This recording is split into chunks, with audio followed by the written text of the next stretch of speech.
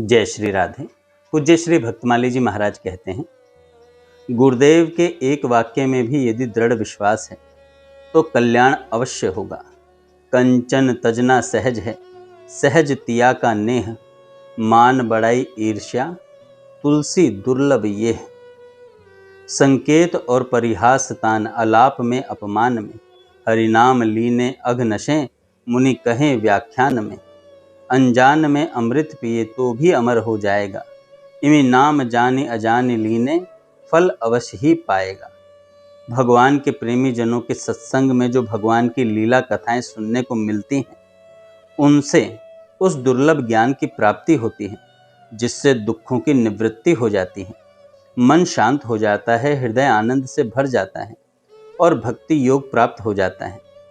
संसार कैसा है इसका ज्ञान संसार से अलग होने पर होता है। संसार से मन हटे बिना संसार का ठीक ठीक ज्ञान नहीं होता, उसकी असारता समझ में नहीं आती। भगवान कैसे हैं यह भगवान में मन लगने पर समझ में आता है। भगवान और जीव की एकात्मता है, इसलिए भगवान में मन लग जाने के बाद वहाँ से कभी हटता ही नहीं है।